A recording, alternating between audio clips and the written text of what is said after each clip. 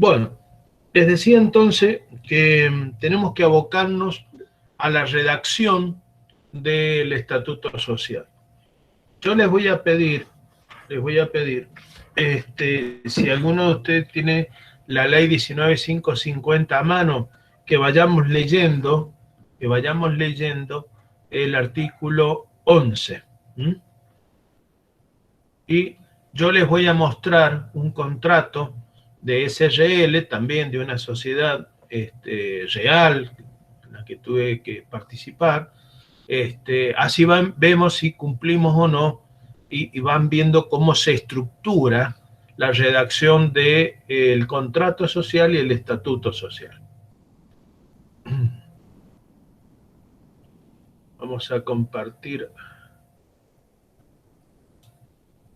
Búsquense, por favor, una ley 19.550 y ayúdenme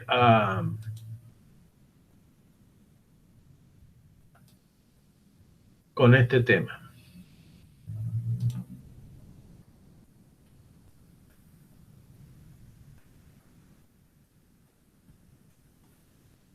Sí, profe. Bueno, a ver.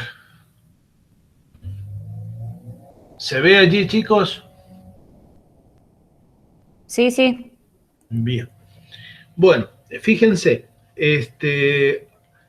ahí tenemos el comienzo de el contrato. En este caso se llama Contrato de LC Suministros Gráficos, Sociedad de Responsabilidad Limitada. Siempre se comienza igual, esto no se hagan problema, esta es una fórmula que hay que adaptar a los datos que uno tiene, que uno va a colocar. Comienza con la presentación de los datos de los socios, por supuesto, ubicando en la ciudad de Mendoza, República Argentina, a los 1 día del mes de julio de 2019, quienes suscriben, o sea, quienes firman e intervienen por sí en sus propios derechos, el señor, bueno, Leonardo Flavio Fernández, es apellido y nombre, fecha de nacimiento, estado civil, nacionalidad, profesión, número de documento de identidad, número de quit. ¿Qué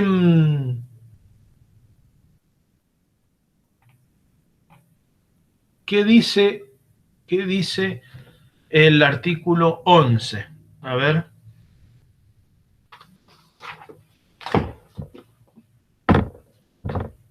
Léanmelo. El instrumento de constitución debe contener, sin perjuicio de lo establecido para ciertos tipos de sociedad, primero, el nombre, edad, estado civil, nacionalidad, profesión, domicilio y número de documento de identidad de los socios. Bien, Segundo. Hasta ahí, gracias. Fíjate, dijimos, acá, esto lo tenemos. Acá empieza a enumerar los datos los datos personales de los socios. Hasta acá.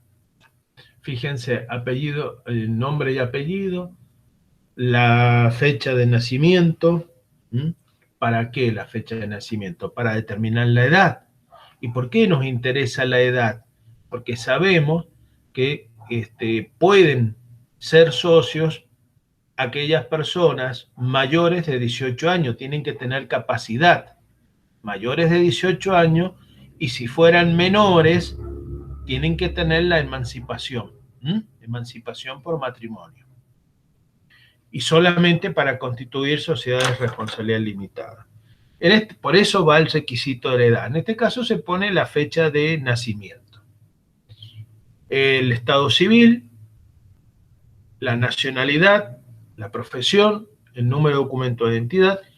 Se agrega acá el quit, chicos, porque el número de quit es importante, porque cuando tengamos que cargar esta información en AFIP, en el aplicativo de AFIP, para poder solicitar el número de quit de la sociedad, nos va a pedir el número de quit de los socios. Por eso ya directamente lo ponemos acá. El domicilio de los socios, lo más individualizado posible, o sea, calle, número de domicilio. En este caso, bueno, no está identificado el número de domicilio, pero está la manzana, la casa, el barrio, el distrito y el departamento de la provincia de Mendoza. En este caso son 2 socios nomás y están allí todos los datos. ¿Mm? Bien.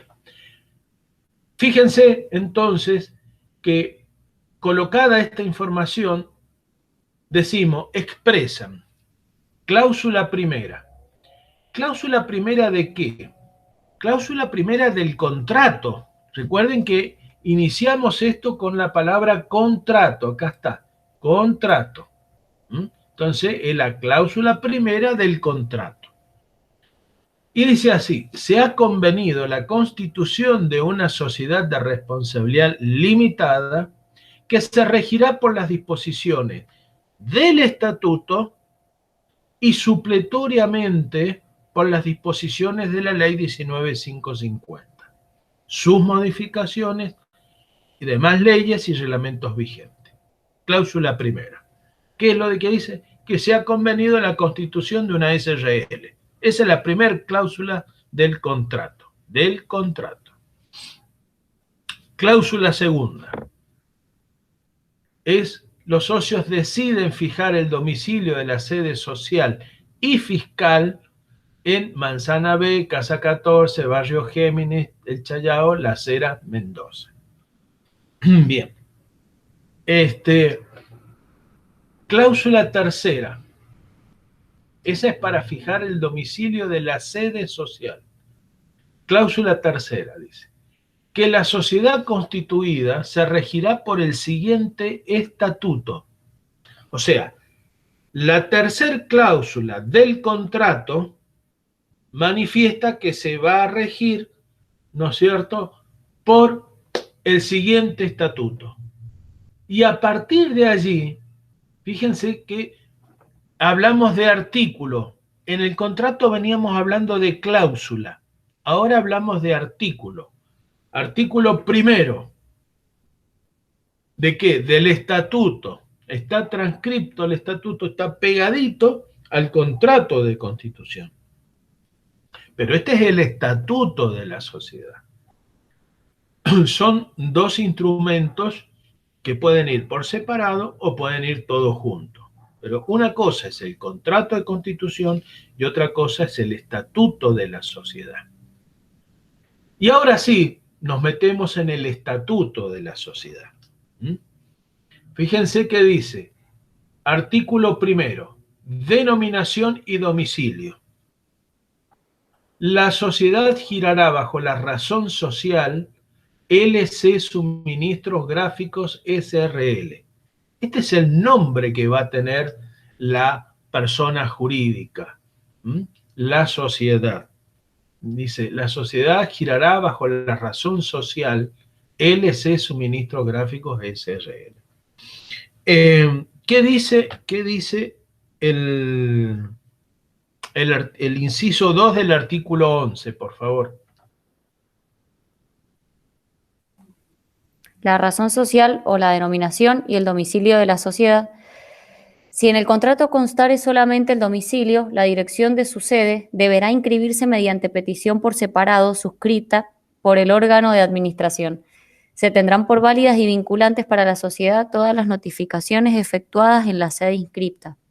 Perfecto. Bueno, fíjense que acá dice: la sociedad girará bajo la razón social LC Suministros Gráficos y tiene domicilio legal en la jurisdicción de la provincia de Mendoza. Podrá trasladar su domicilio e instalar sucursales, agencias o representaciones en cualquier parte del país y en el extranjero. Fíjense que acá el domicilio legal dice es la jurisdicción de la provincia de Mendoza. Esto es el domicilio legal en la jurisdicción. ¿Por qué? Porque es lo que le da la competencia para actuar a la Dirección de Personas Jurídicas. Porque la Dirección de Personas Jurídicas, que es una dependencia, es una repartición del gobierno de Mendoza, del Poder Ejecutivo, del Ministerio de Gobierno, tiene competencia en los límites geográficos de la provincia de Mendoza. Entonces acá estamos diciendo que se constituye como domicilio legal en la jurisdicción.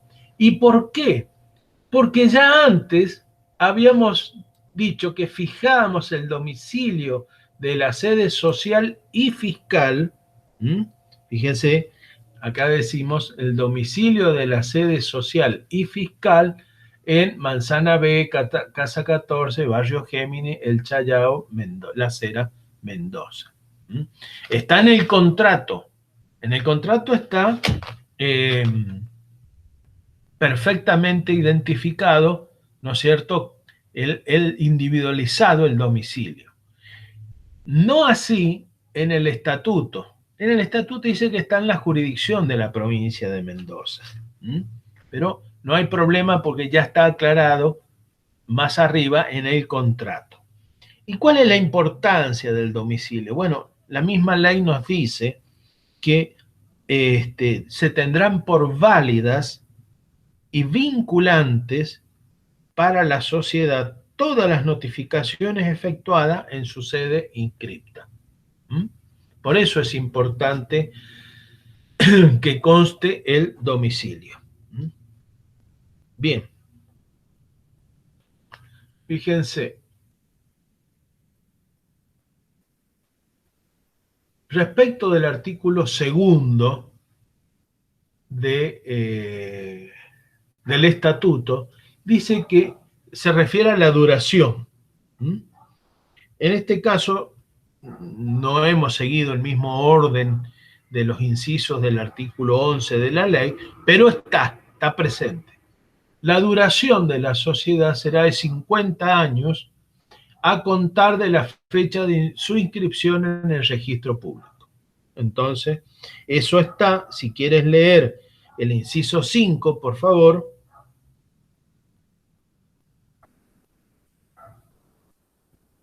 Sí, profe. ¿El plazo de duración ese? Sí. El plazo de duración que debe ser determinado. Claro, debe ser determinado. Fíjense que la ley no les dice ni 1 año, ni 5 años, ni 20 años, ni 100 años. Debe ser determinado, nada más. Nada más, determinado. En este caso fue por 50 años. Yo les decía, o creo haberles comentado a ustedes que es muy usual, si ustedes miran en el boletín oficial la publicación de los edictos, de los contratos de constitución, es muy usual que se coloque 99 años. Y bueno, la verdad que no sé por qué 99 y no 100. La verdad que no lo sé. Los usos, las costumbres, no sé. Bueno, pero acá lo concreto es que debe ser un plazo determinado. En este caso se constituyó con un plazo de 50 años, a contar de la fecha de inscripción en el registro público. Bien. Artículo 3º. El objeto social. Recuerden que estamos leyendo el estatuto de la sociedad. El objeto social. El objeto social es importante. Es importantísimo, es esencial que esté. Porque el objeto social es la actividad, es el tipo de negocio a la cual se va a dedicar la sociedad y por la cual se constituye la sociedad. La ley lo que nos dice es que el objeto social debe ser preciso y determinado. O sea, no podemos colocar, la sociedad tendrá por objeto realizar por cuenta propia, ajena o sociedad tercero, el comercio. O la prestación de servicios.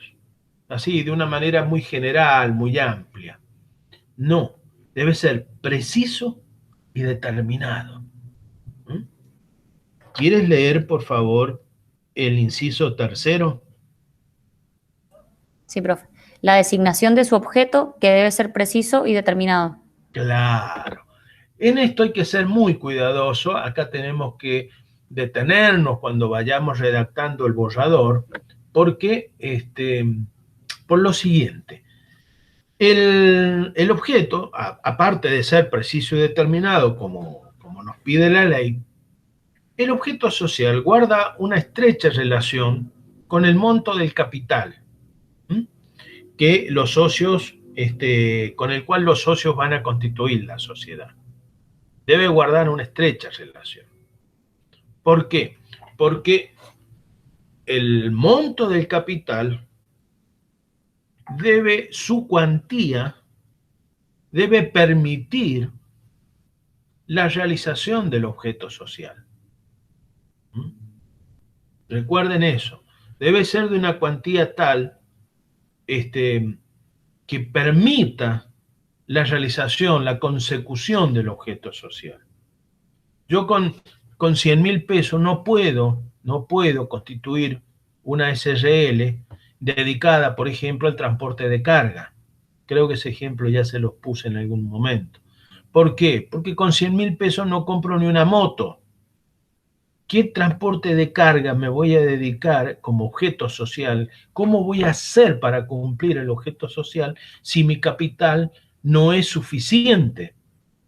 ¿Mm? No compro ni una moto para hacer el transporte de carga. ¿Mm? Entonces, tiene que ser un monto tal, si es en dinero, que por lo menos me permita la compra de un vehículo, si me voy a dedicar al transporte de carga. ¿Mm? Entonces hay que tener mucho cuidado con eso. Acá, si leemos, en este caso se va a dedicar a las siguientes actividades. Y acá se enumeran las actividades porque no es una sola actividad. Se enumera y se describe. Fíjense, actividad comercial. ¿La actividad comercial qué implica? La actividad comercial implica la compra-venta de una mercadería que no es sometida a un proceso de transformación, sino que se vende en el mismo estado en el que se adquirió. Ese es el comercio. Si se modifica, ya estamos en presencia de una industria o de un servicio. Pero si yo me dedico al comercio, entonces significa que voy a comprar mercadería y las voy a vender a mis clientes en el mismo o similar estado en el que la adquirí.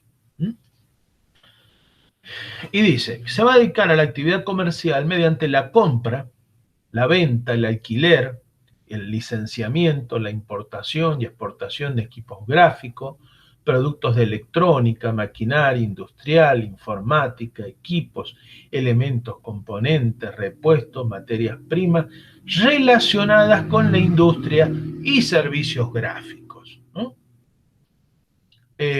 Pudiendo actuar como agente, representante o distribuidora de fabricantes, comerciantes o exportadores, ¿eh? E inscribirse en los registros que establezca la autoridad de aplicación. Y como proveedor de los estados nacional, provincial y municipal, de acuerdo con las reglamentaciones vigentes. Inscripción y explotación de patentes, marcas, licencias y diseños industriales, sean de origen nacional o extranjero. Acá, como ustedes ven, está detallado, tal vez hasta con un grado de exceso, ¿no es cierto?, en la descripción de esta parte del objeto social, la parte comercial. Pero hay un componente muy, muy importante que yo les recomiendo que coloquen en todos los contratos que les toque redactar. Y es el siguiente. Insertar la cláusula esta leyenda y como proveedor de los estados nacional, provincial y municipal. ¿Por qué?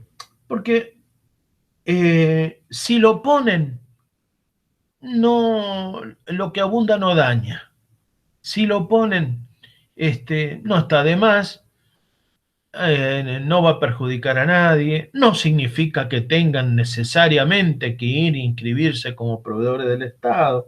A lo mejor en los 50 años de vida de la sociedad jamás se van a presentar como proveedores del Estado, nacional, provincial o municipal. Pero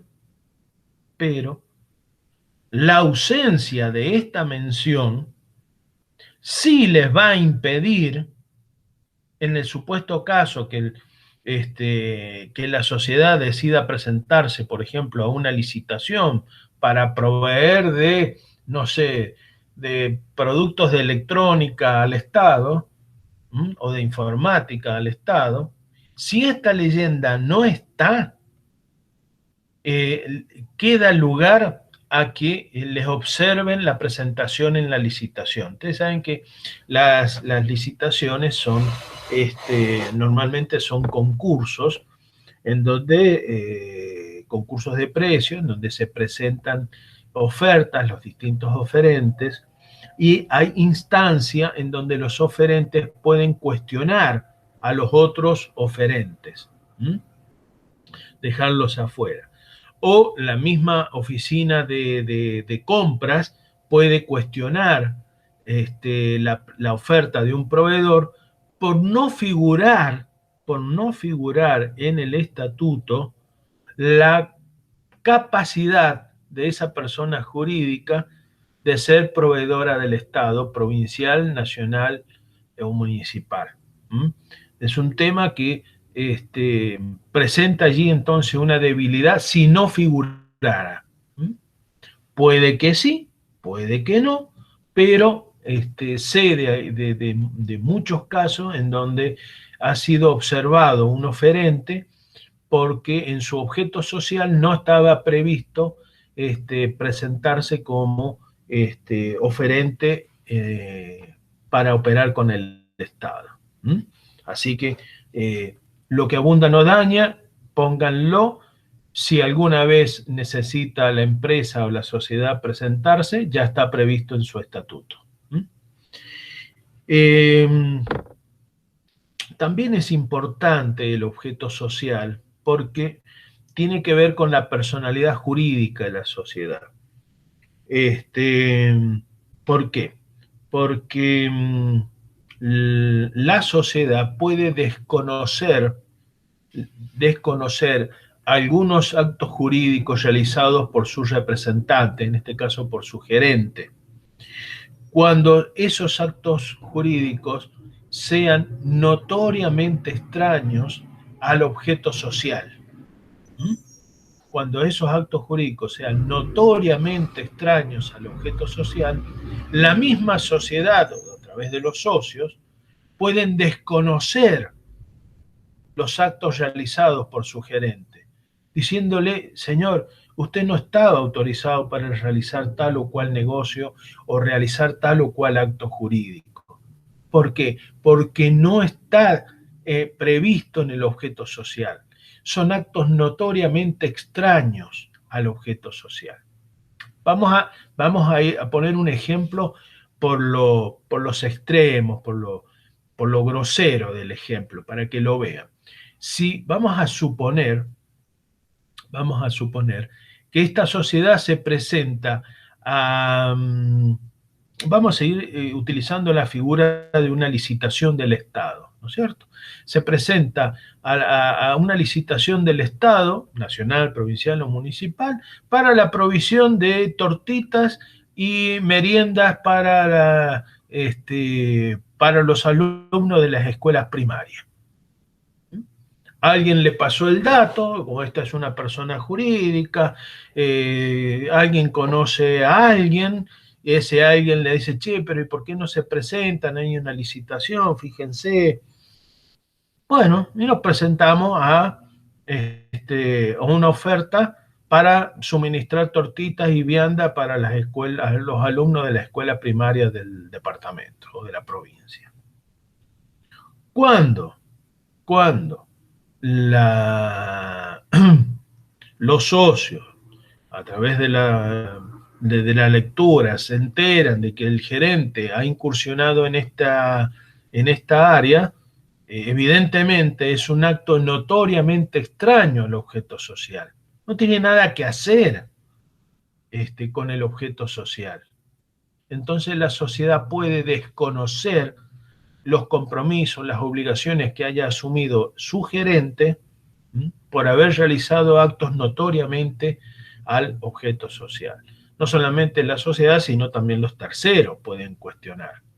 De hecho, las oficinas correspondientes del Estado deberían verificar si dentro del objeto social de ese oferente figura la posibilidad de presentarse en licitaciones para el suministro de tortitas y viandas, etcétera, etcétera. Porque si no lo está, el acto puede ser atacado, o sea, el acto jurídico puede ser atacado. Porque es un acto notoriamente extraño, la sociedad no puede hacer ese tipo de actos. Son actos, recuerden que todos los actos son atribuidos a la sociedad en tanto y en cuanto esos actos tengan que ver con el objeto social. Si no está previsto en el objeto social, esos actos se pueden desconocer. Y se lo hace responsable, solidaria y ilimitadamente por los daños que pudiera causar, se lo hace responsable al gerente, a la autoridad de representante. Como es una SRL, es un gerente o a la gerencia. Entonces, muy importante la redacción del objeto social. ¿Alguna pregunta, chicas? Sí, profe. A mí me quedó dando vueltas el plazo de duración. De que, por ejemplo, si se constituye una sociedad y, no sé, le llegan a poner 20 años y pasados esos 20 años quieren seguir, ¿esto se puede como extender? Sí, claro que sí.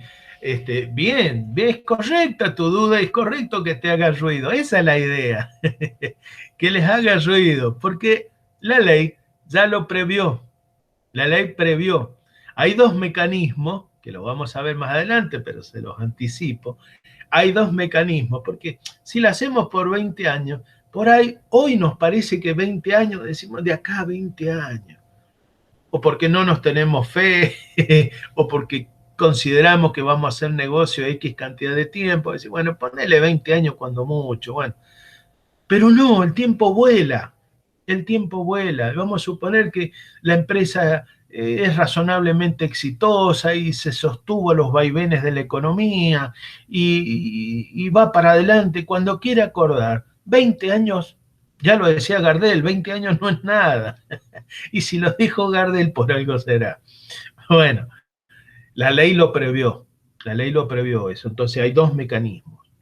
Uno se utiliza antes del cumplimiento del plazo, vamos a suponer que fueran 20 años, y se llama prórroga, solicitud de prórroga, en donde lo único que tienen que hacer los socios antes de que se cumpla el plazo de los 20 años, reunirse, hacer una reunión de socios o una asamblea de socios si fuera anónima y modificar la cláusula del estatuto que dice que el plazo de duración será de 20 años.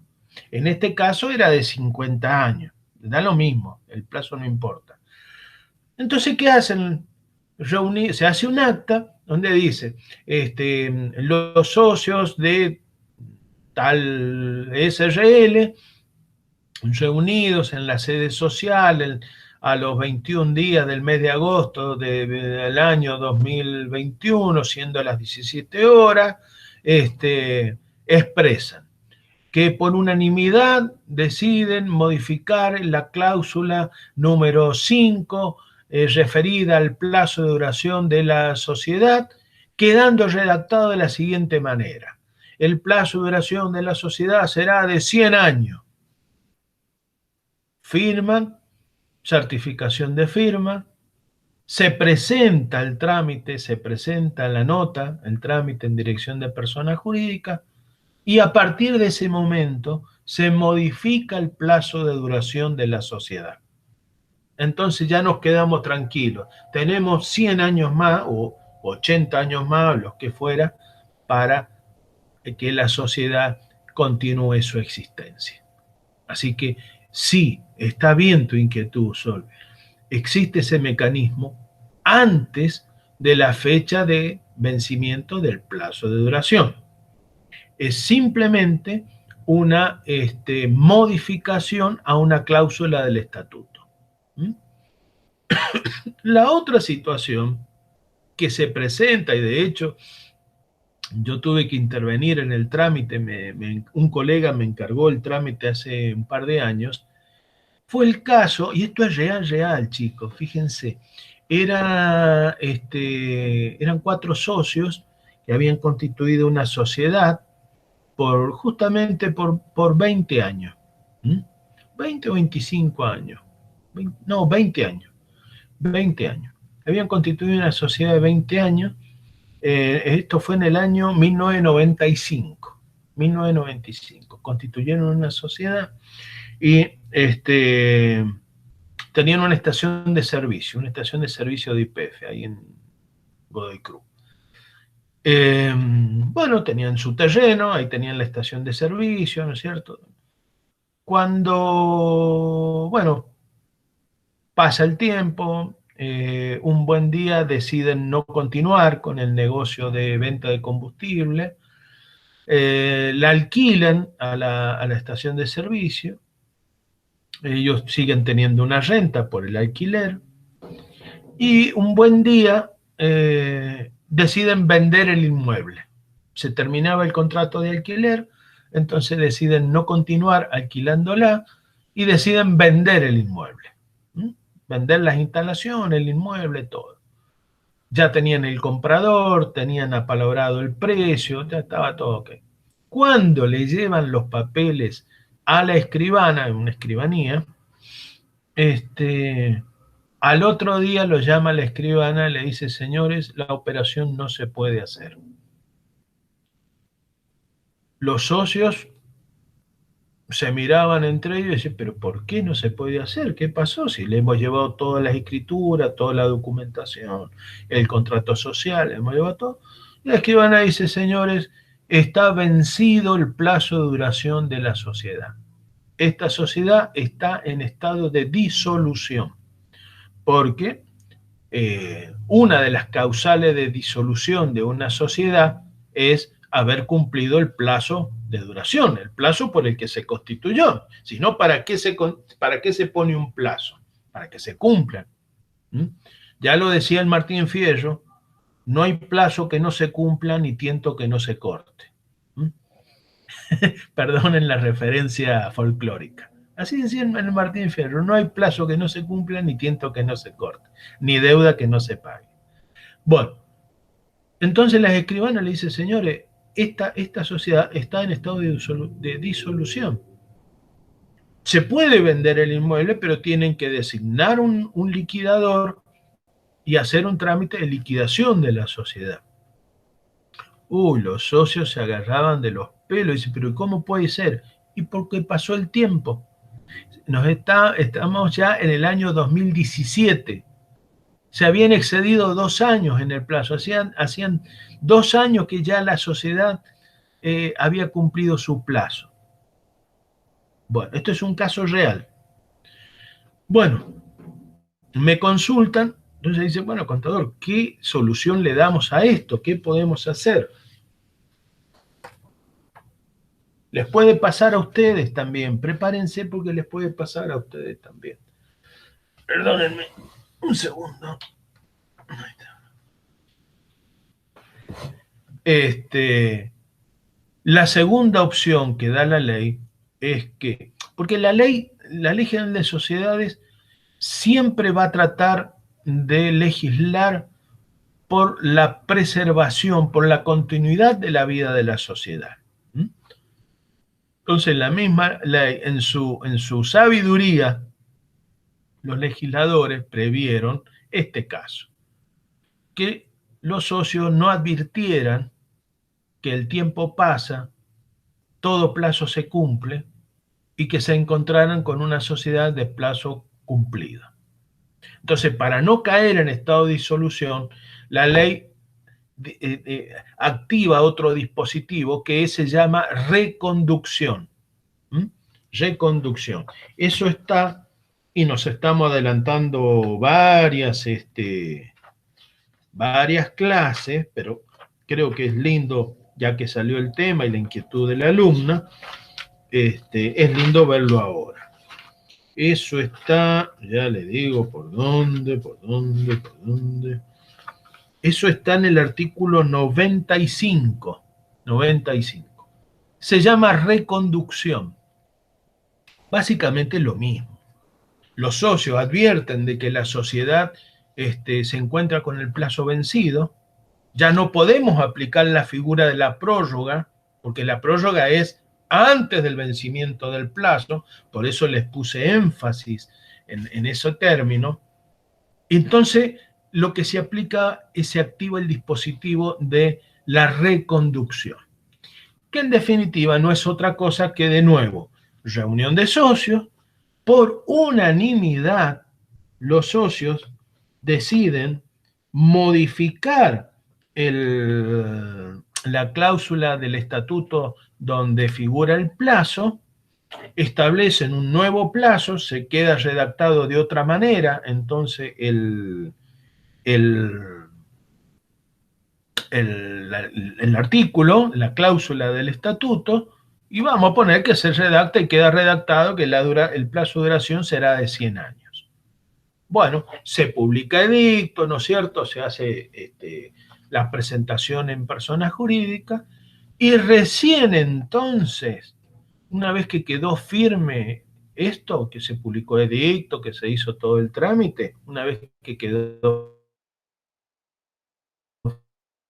firme, recién allí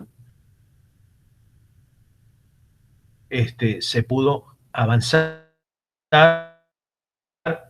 continuar los socios en ese momento. Se querían sol por el plazo de duración, pero ya saben de que existen dos mecanismos. Uno es prórroga y otro es reconducción. Ya que estamos, ¿me hacen el favor y leemos el artículo 95, por favor?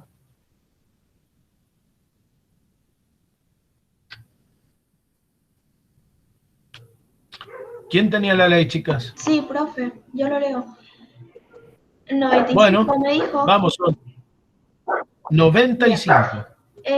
Dice, la prórroga de la sociedad requiere acuerdo unánime de los socios, salvo pacto en contrario y lo dispuesto para las sociedades por acciones y sociedades de responsabilidad limitada. La prórroga debe resolverse y la inscripción solicitarse antes del vencimiento del plazo de duración de la sociedad. Bien, hasta ahí es prórroga. Fíjate que dice, debe solicitarse e inscribirse antes del vencimiento del plazo de duración. Ahora sí, punto y aparte. Adelante. Sí. Reconducción. Con sujeción de los requisitos del primer párrafo puede acordarse la reconducción mientras no se haya inscrito el nombramiento del liquidador, sin perjuicio del mantenimiento de las responsabilidades dispuestas por el artículo 99.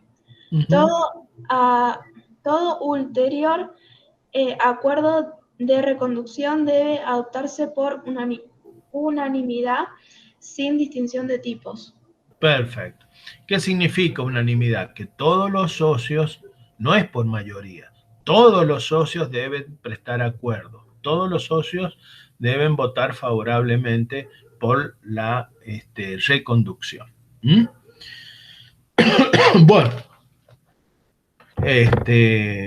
¿quedó claro el tema, Sol?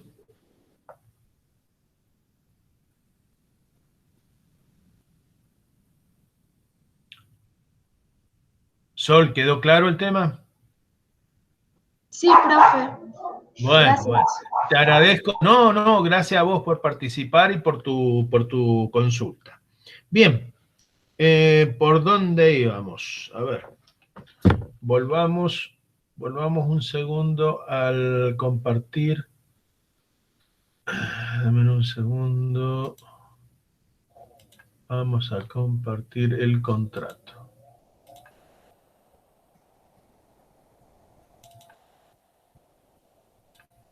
Ahí está. Bueno, terminamos de ver el objeto social. Les decía entonces, el primero, fíjense, era comercial. A, comercial. B, servicios. Porque también puede dedicarse a servicios. El servicio es mediante la prestación de servicios relacionados con la industria gráfica, de diseño y publicaciones, tales como impresiones, diseño gráfico, gigantografía, prestación de servicio técnico, realizar toda actividad conexa o vinculada a las artes gráficas e imprenta, etcétera, etcétera, etcétera. Entonces, fíjense, el objeto social de esta SRL era comercial y de servicio. O sea, dedicarse al comercio. ¿De qué? De todo lo relacionado con la industria gráfica. Y prestación de servicio, también relacionado con la industria gráfica. Entonces, recuerden, muy importante definir el objeto social, que debe ser preciso y determinado. Bien, continuemos con la lectura del artículo 11. El inciso 4, el capital social.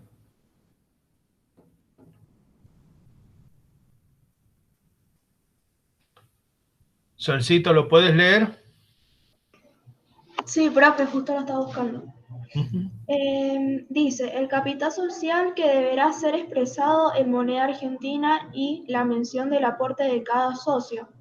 En el caso de las sociedades unipersonales, el capital deberá ser integrado totalmente en el acto constitutivo.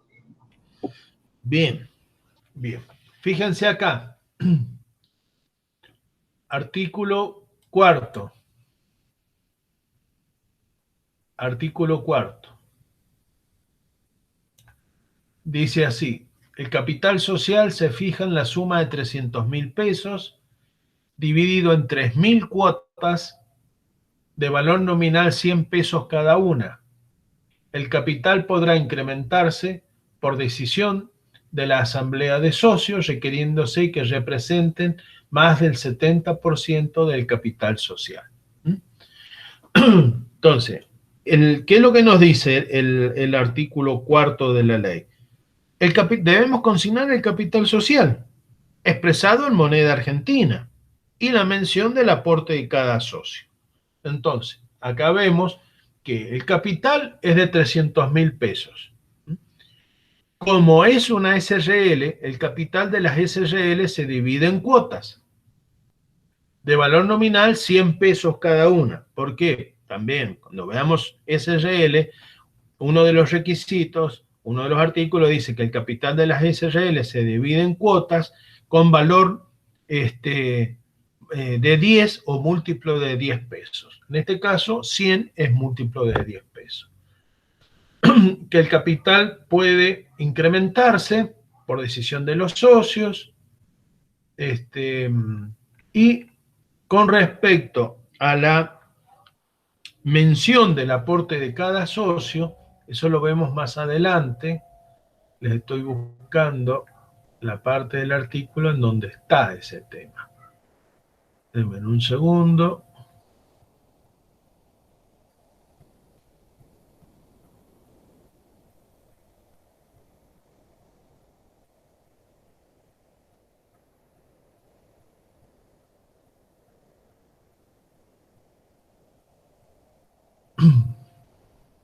Acá está, ¿ven? Acá dice, eso está más adelante. Los socios suscriben, o sea, se obligan e integran el capital social de la siguiente forma. El señor Leonardo Flavio Fernández, 1.500 cuotas por la suma de 150.000 pesos, que representan el 50% del capital social. Y el socio Claudio Fernández, 1.500 cuotas por la suma de 150.000 pesos, que representan el 50% del capital social. Dicho capital es suscripto íntegramente en este acto Recuerden, suscripto significa firmar, es obligarse. Los socios cuando firman este instrumento suscriben y se están obligando. ¿A qué? Obligando a aportar a la sociedad 150.000 pesos cada uno. Pero a continuación dice integrado de la siguiente forma. Y acá les tengo que decir que está previsto en la ley que los aportes pueden ser en bienes o pueden ser en efectivo. Si los aportes son en efectivo, en el acto constitutivo, los socios pueden integrar como mínimo el 25% del capital. Y se obligan a integrar el resto, el 75% restante, en un plazo no mayor de 2 años. Entonces, de esa manera está descrito acá, fíjense, suscripto por la totalidad, por los 300.000 pesos, cada uno suscribe 150.000 pesos, pero está integrado de la siguiente forma. El dinero en efectivo, el socio Leonardo Flavio Fernández, el 25% de su suscripción, o sea, 37.500 pesos. De los 150.000 pesos que tenía que poner ese socio, como él hace el aporte en efectivo y hace uso de la posibilidad que le da la ley de integrar solamente el 25% en el acto de constitución, entonces él aporta 37.500 pesos, que es el 25% de 150.000. El otro socio, el señor Claudio Orlando Fernández, también integra de contado en dinero en efectivo de su parte, de su suscripción. Y fíjense cómo continúa la historia. La historia continúa así. Cada socio integra el 25%, ¿no es cierto? Y dice, las integraciones en efectivo, por un total de 75.000 pesos, porque son 25 uno y 25 el otro, en definitiva es el 50%, mejor dicho, sigue siendo el 25% del total. De los 150.000, el 25% es 75.000. Se depositarán en un certificado a plazo fijo en un banco a nombre de los señores gerentes, Leonardo Flavio Fernández o Claudio Orlando Fernández. Esa es la forma en que se acredita la integración en efectivo. Es la forma en que se demuestra que la plata existe porque se depositó en un banco en un plazo fijo. Normalmente se utiliza el Banco Nación y se hace un plazo fijo en el Banco Nación. Y dice así, el resto de las cuotas serán integradas por los socios en un plazo no mayor de 2 años. El resto de las cuotas serán integradas por los socios en un plazo no mayor a 2 años.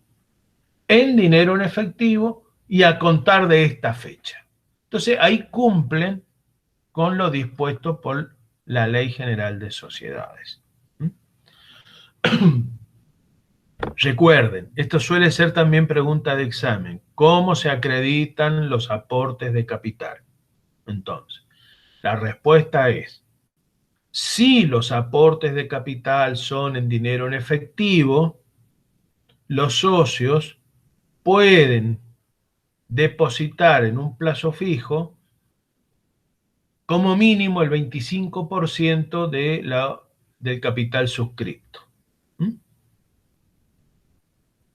quedando con la obligación de integrar el resto en un plazo no mayor de 2 años.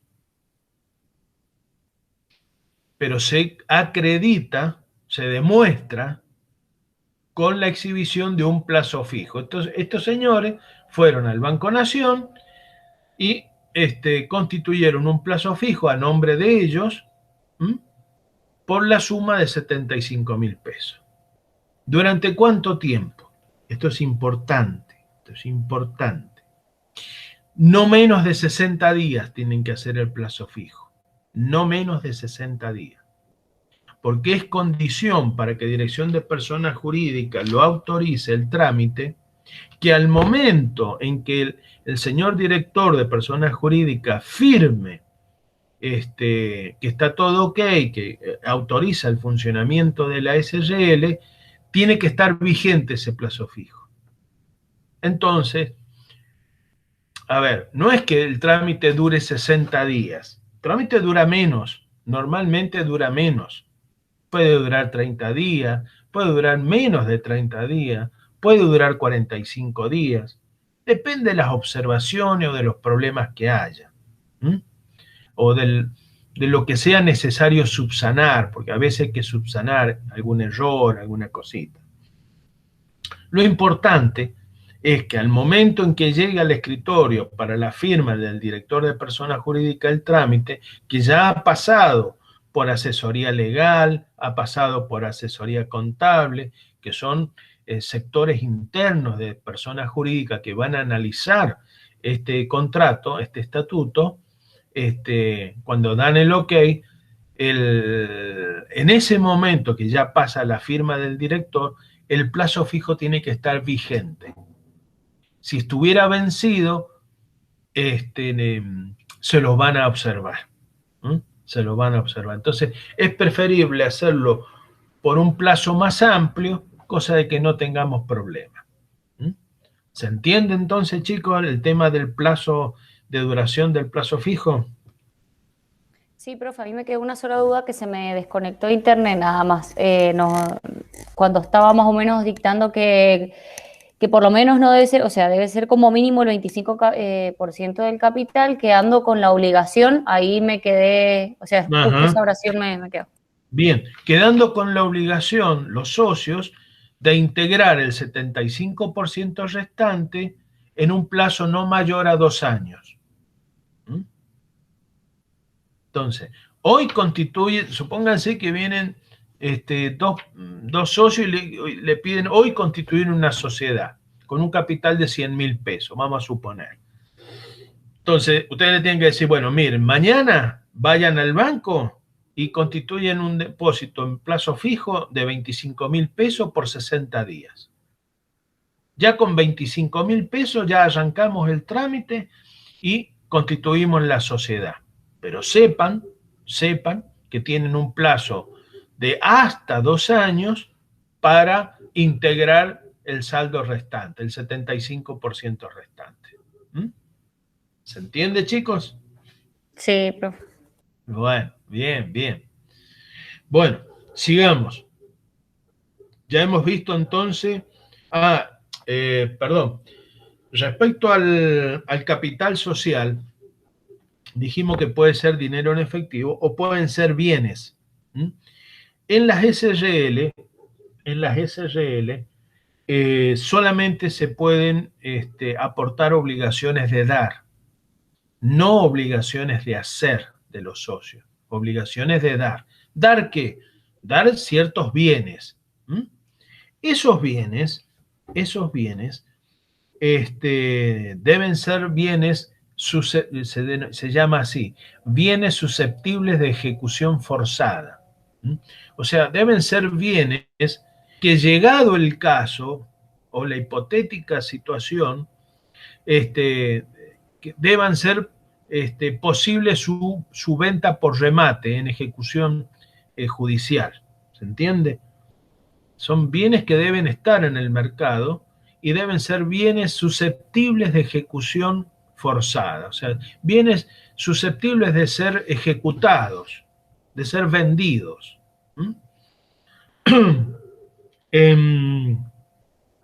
¿Y cómo se instrumenta esto? ¿Cómo se acredita la entrega de los bienes? Vamos a suponer que un socio dice, bueno, miren, yo entrego a la sociedad, entrego un rodado, un vehículo. Otro dice, yo entrego una maquinaria. Y otro dice, yo entrego instalaciones. Bueno, ¿qué se hace? ¿Cómo se acredita esto? Muy simple. Se acredita con un informe realizado, confeccionado por contador público y suscripto, firmado por contador público, que se llama, el informe se llama Inventario General. Esto por favor anótenlo porque suele ser pregunta de examen. Se llama Inventario General de Aportes y Balance Constitutivo de la Sociedad XX. Se llama entonces así, Inventario General de Aportes y Balance Constitutivo de la Sociedad XX. ¿Por qué es un inventario? Porque es un informe detallado, pormenorizado, de los bienes que un socio entrega como aporte al capital de la sociedad. Entonces, esos bienes tienen que ser individualizados. Si es un rodado, el contador dirá, se trata de un vehículo, de un rodado, un vehículo automóvil, marca tal, modelo tal, número de motor, número de chasis, número de dominio, de propiedad del socio que lo aporta. Obviamente tiene que ser de su propiedad, no puede ser de otra persona, tiene que ser de su propiedad. La que acreditan según título del automotor, inscrito en el registro del automotor número tal, libre de gravámenes, o no, porque lo ideal sería que el bien que se entregue esté libre de gravámenes. ¿Cómo voy a entregar? Un socio va a entregar un rodado que está prendado. Lo puede hacer, pero hay que descontarle el valor de la prenda, porque debe ser libre, el valor debe estar libre de ese gravamen. Entonces, si el vehículo vale 1.000.000 de pesos y está prendado por 500.000 pesos, en definitiva la sociedad se lo recibe, hay que evaluarlo, hay que hacer mención a los gravámenes y la sociedad se los recibe por 500.000 pesos, porque tiene que ser libre de gravámenes. Entonces el contador debe, por eso se llama inventario. Todo inventario es un detalle pormenorizado y valorizado que sirve para precisar, para ubicar el bien de que se trate. Entonces, el contador le va a asignar un valor y ese valor es el que va a figurar como aporte a la sociedad. Lo mismo el socio que entrega maquinarias, habrá que hacer un inventario de las maquinarias, individualizarlas, verificar que esas maquinarias son de propiedad de quien las aporta, habrá que verificar que esas maquinarias no están prendadas, no pesa un gravamen, habrá que verificar el estado en que se encuentra esa maquinaria y asignarle un valor. Bueno, toda esa información se vuelca en este documento que se llama así, Inventario General de Aportes y Balance Constitutivo de la Sociedad Anónima, firmado por contador público y certificado la firma por el Consejo Profesional de Ciencias Económicas. En este momento creo que el costo de la certificación está alrededor de los 2.300 pesos más o menos. O sea que ese documento hay que llevarlo al Consejo. Actualmente el trámite se hace por internet, se presenta en el Consejo verifica el cumplimiento de los aspectos formales, verifica que la firma corresponde a un profesional matriculado, y, y el Consejo emite una certificación con esta información. Y eso se agrega entonces al expediente de constitución de la SRL. Esas son las dos formas de efectuar aportes a la sociedad, una con dinero en efectivo, la otra con bienes, y si es en dinero en efectivo, recuerden por favor, se puede integrar es entregar, es la parte en donde el socio efectivamente transfiere la propiedad del dinero a la sociedad en un monto de no menos del 25% del capital suscripto. Y se acredita entonces con un plazo fijo.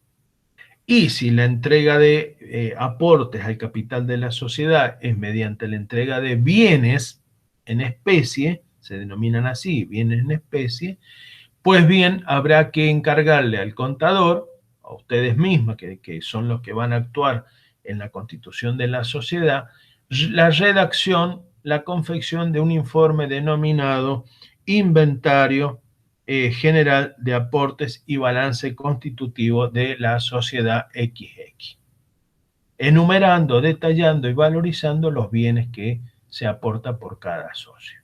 Recuerden que esto suele ser pregunta de examen. Bien. ¿Alguna pregunta, chicos?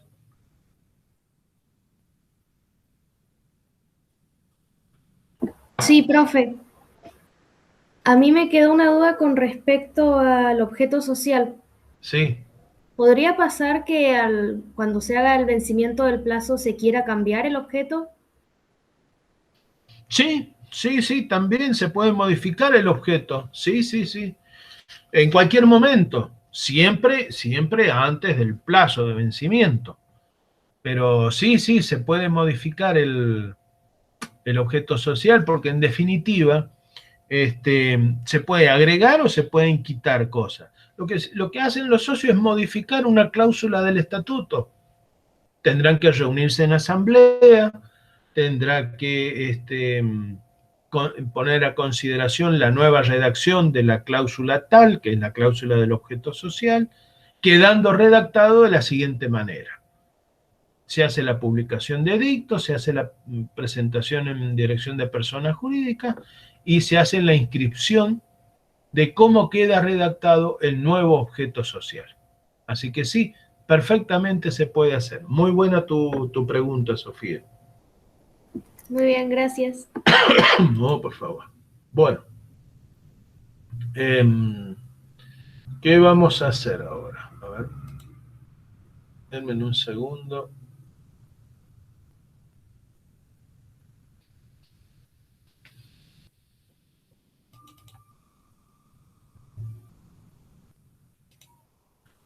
Bueno, ¿qué más teníamos? A ver, habíamos visto el artículo 11, el plazo de duración, el capital. Vamos ahora, el inciso 6 nos habla de la organización de la administración. Entonces, vamos a ver, vamos a buscar el inciso 6, ¿dónde está organizado? Acá.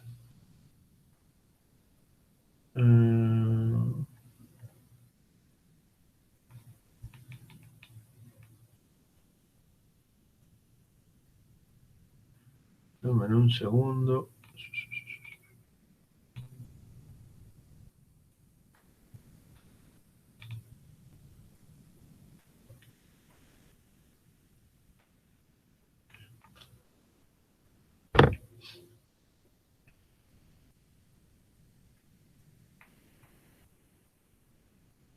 Acá está, el artículo 7, en este caso, fíjense que nos habla de la administración y representación.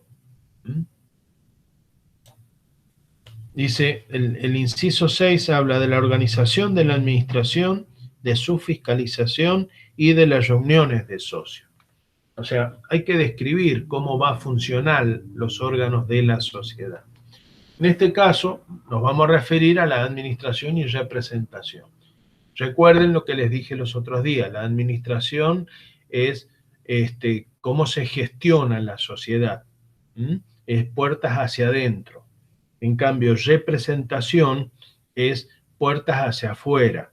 Es la forma en que se relaciona la sociedad con el exterior. ¿A través de quién? A través de su representante. Entonces, dice acá, el órgano de administración es la gerencia, compuesta de 1 a 2 miembros designados por la asamblea de socios. Entonces, la administración puede ser singular o unipersonal o puede ser pluripersonal. Dice, los gerentes durarán en sus cargos hasta que la asamblea de socios les revoque el mandato y designe a otro u otros en su reemplazo. Fíjense que acá no hay un plazo de duración determinado para el cargo de administrador, pero sí les dice que durarán hasta que la asamblea designe a otro en su reemplazo. Se les prohíbe a los gerentes el uso de la firma social en operaciones de fianza, garantía o aval de operaciones de tercero, salvo autorización expresa en asamblea de socios en forma unánime. Eso es para evitar que el gerente de la sociedad preste aval o salga de fiador de un tercero.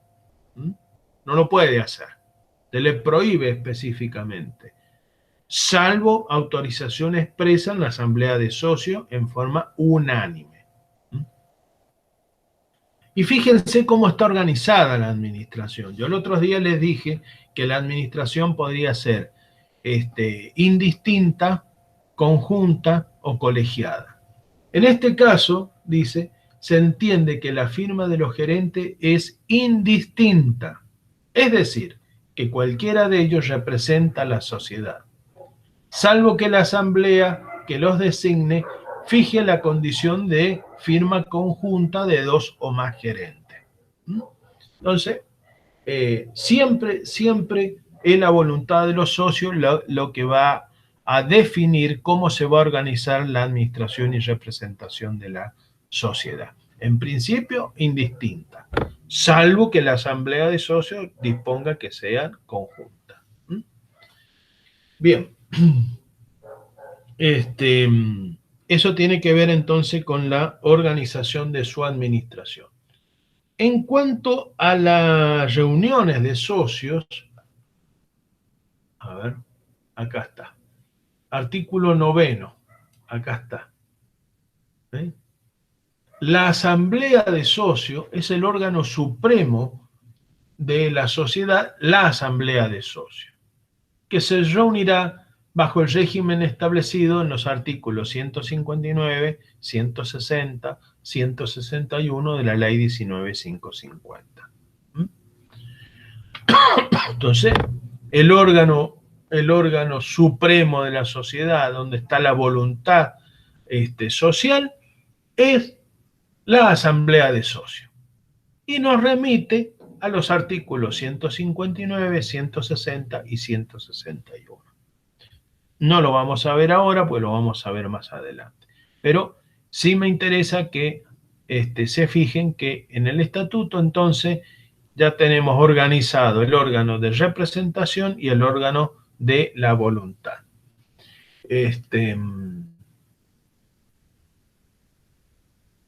¿Qué más? La distribución de utilidades. Denme un segundo. Bien. Vamos. Artículo 7. Inciso 7 del artículo 11. Hay que redactar, hay que poner las reglas para distribuir las utilidades y soportar las pérdidas. O sea que los socios tienen que redactar cláusulas que describan cómo ellos quieren que se distribuyan las utilidades y cómo van a soportar las pérdidas.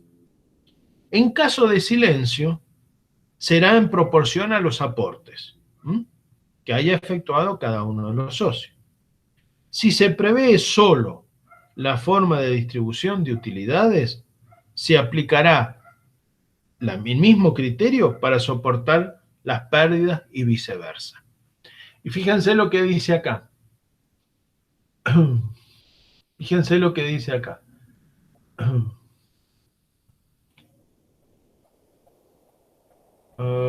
¿Dónde lo tengo esto?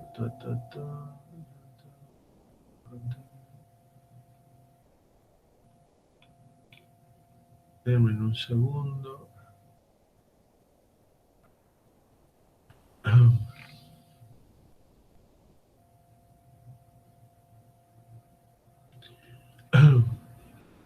Acá dice: el importe que fije anualmente la Asamblea para remunerar a los gerentes y gratificar al personal, inciso C.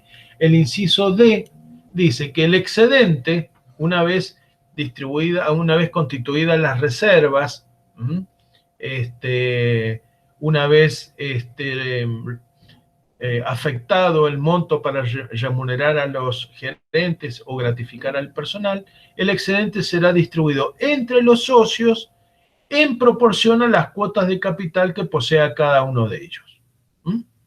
Ahí está cómo se cumple el criterio para la distribución de las utilidades. Por lo tanto, el mismo criterio se va a utilizar para soportar las pérdidas. O sea, en función proporcional a las cuotas de capital que posea cada uno de los socios. Acá encontré, perdonen lo desprolijo, pero acá está la parte de fiscalización. ¿Se acuerda que habíamos dicho que se deberá redactar la organización de la administración, de su fiscalización y de las reuniones de socios? Bueno, acá está la parte de fiscalización. Los socios tienen derecho a informarse de la marcha de las operaciones sociales y podrá examinar en cualquier época sin limitación alguna, personalmente o utilizando a su exclusivo cargo, los servicios de un contador público, la contabilidad y toda documentación relativa a la misma. Además, los socios, decimos, podrán además solicitar a la gerencia toda la información que estime pertinente.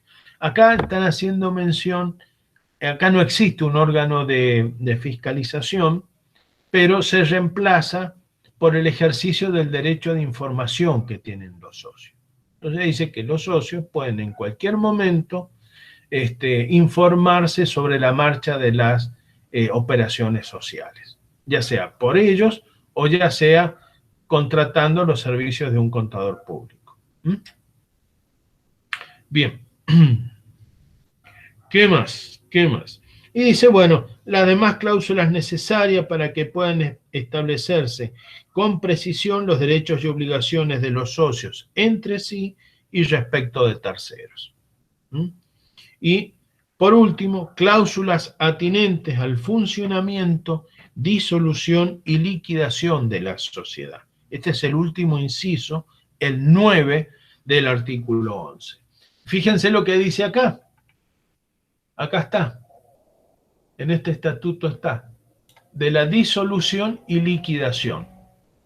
La sociedad se disolverá por las causales mencionadas en la Ley General de Sociedades. Eso está en el artículo 94 de la Ley General de Sociedades. La disolución, las causales de disolución. Una de ellas es la que les mencioné recién, el cumplimiento del plazo. Una de ellas. Otra es por voluntad de los socios, otra por pérdida del capital, etc. Están enumeradas en el 94, en el artículo 94. Y la liquidación estará a cargo de los gerentes de la sociedad. Pues la ley solicita que se designe un liquidador para la liquidación de la sociedad. Pero en este caso, el mismo estatuto dice que la liquidación estará a cargo de los gerentes de la sociedad. Para su gestión se ajustarán a los dispuestos en el artículo 101 al 112 de la ley 19.550. Una vez extinguida la totalidad del pasivo social, el remanente, si lo hubiera, se distribuirá en proporción a la participación de cada socio en el capital social. Esto es, cayendo en estado de disolución la sociedad, por haberse verificado alguna de las causales del artículo 94, se dispara el proceso siguiente, que es la liquidación. ¿Qué es la liquidación? Es la realización de los activos, hacerlos dinero, la cancelación de los pasivos con ese dinero, y si existiera entonces, si quedara un remanente, como dice acá el artículo, se distribuirá esa remanente en proporción a la participación de cada socio en el capital social. Y listo, se terminó la sociedad, se repartió lo que había en función del aporte de cada uno de los socios. Y colorín colorado, este cuento se ha terminado. Este material lo van a tener, si es que no lo tienen, lo van a tener en el aula, yo se los voy a enviar, si es que ya no está disponible, para que les sirva de guía. Es el contrato entonces de constitución y el estatuto de constitución, el estatuto de la sociedad. He tratado de hacerle los comentarios pertinentes, he tratado de transmitirle ciertas experiencias en el tema. Espero que les haya sido de utilidad, chicos. ¿Alguna pregunta?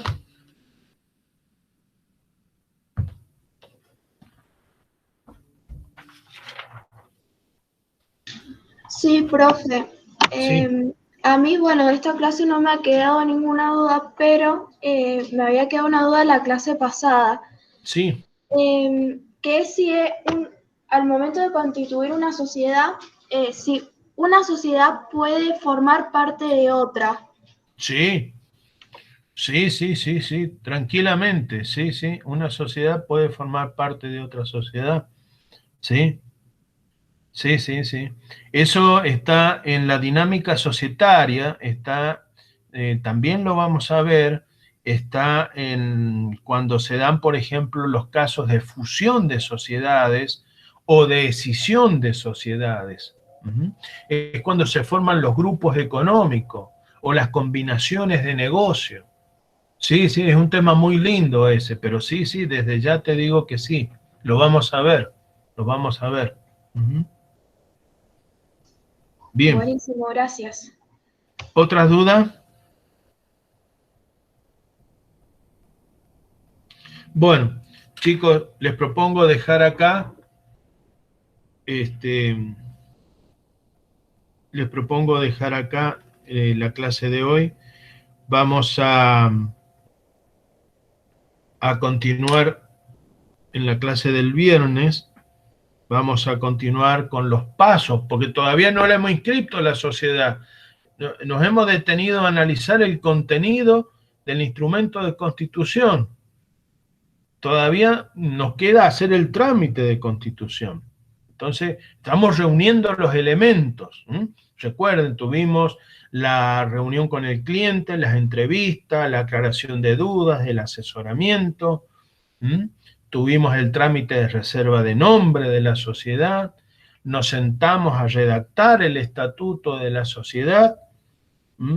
Vimos la acreditación de los aportes para buscar los elementos para acreditar la integración de los aportes de la sociedad, pero todavía nos falta seguir con el trámite, no hemos terminado todavía el trámite. Así es que les propongo para la próxima clase del viernes ver el trámite seguir y terminar el trámite de constitución de la SRL en dirección de persona jurídica.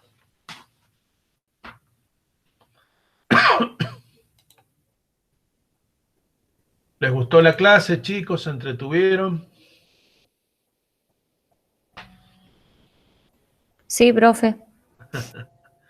Bueno, créanme que hago mis mejores esfuerzos por tratar de transmitirles los conceptos jurídicos. La ley la tienen a mano, pero trato siempre de vincular el espíritu de la ley, la letra fría de la ley, con lo que pasa en la vida real. Y por qué pasan las cosas, por qué tienen que suceder las cosas, o qué implicancias jurídicas tienen las decisiones que hay que adoptar. Así es que, y trato de contarles cómo es el ejercicio de la profesión. Esto se lo transmito de la manera que tengo, transmitirle, no es porque sea autorreferencial, sino porque les hablo con conocimiento de causa. Les estoy avisando los problemas que se van a encontrar o las situaciones, las posibles situaciones que se van a encontrar en el ejercicio de la profesión, que espero que sea fecundo y sea gratificante para ustedes. Bueno, chicos, les agradezco la presencia. Si no hay más preguntas, nos veremos en la clase del día viernes. Gracias, profe. Hasta el viernes. Gracias, profe. Gracias, profe. Chao, hasta luego. Gracias a ustedes por estar. Gracias, chicos. Chao.